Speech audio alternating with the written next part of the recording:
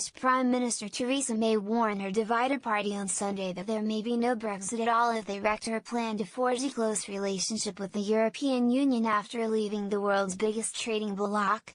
"My message to the country this weekend is simple: we need to keep our eyes on the prize," May wrote on Facebook.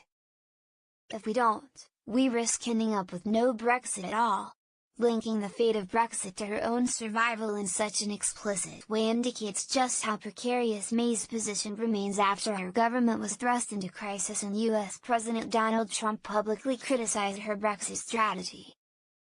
With less than 9 months to go before the United Kingdom is due to leave the EU on March 29, 2019, the country, the political elite and business leaders are still deeply divided over whether Brexit should take place and, if so, how. May doesn't yet have a Brexit deal with the EU, so the British government has stepped up planning for a so-called no-deal Brexit that could spook financial markets and dislocate trade flows across Europe and beyond. May has repeatedly said Brexit will happen and has ruled out a rerun of the 2016 referendum, although French President Emmanuel Macron and billionaire investor George Soros have suggested that Britain could still change its mind. In an attempt to forge a balance between those seeking a smooth Brexit and those who fear staying too close to the EU's orbit would undermine the very nature of Brexit, May sought the approval of senior ministers for her plans on July 6. After hours of talks at her Chequers country residence, she appeared to have won over her cabinet, but just 2 days later David Davis resigned as Brexit secretary, followed by her foreign minister, Boris Johnson, the next day. May called on Sunday for the country to back her plan for friction-free movement of goods, saying it was the only option to avoid undermining the peace in Northern Ireland and preserving the unity of the United Kingdom. Johnson's moment?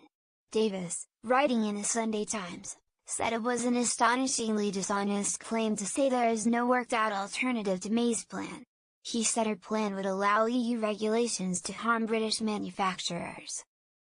Beyond no doubt, under the government's proposal our fingers would still be caught in this mangle and the EU would use it ruthlessly to punish us for leaving and handicap our future competitiveness, Davis said.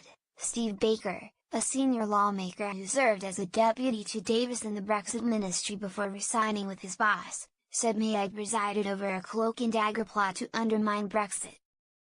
May's position was further undermined by Trump, who said in an interview published in Rupert Murdoch's Sun newspaper on Friday that her proposals would probably kill off any chance of a post-Brexit trade deal with the world's biggest economy. Though Trump later contradicted his comments by then promising a great US trade deal, the president made clear his admiration for the 54-year-old Johnson, who Trump said would one day make a great British Prime Minister. Steve Bannon, Trump's former advisor, was even quoted by Britain's Daily Telegraph as saying that it was now time for Johnson to challenge May for her job. "Now is the moment," the Telegraph quoted Bannon, Trump's former strategist and a key player in his 2016 election campaign, as saying, "If Boris Johnson looks at this, there comes an inflection point. The Chequers deal was an inflection point. We will have to see what happens," Bannon said. Brexit test for May. Johnson, the face of the Brexit campaign for many, has remained silent in public since he warned in his resignation letter on July 9 that the Brexit dream was being suffocated by needless self-doubt. The Telegraph newspaper said Johnson had rejoined the newspaper as a columnist with effect from Monday. The extent of divisions within May's Conservative Party over Brexit will become clearer over the course of 2 debates in Parliament over coming days.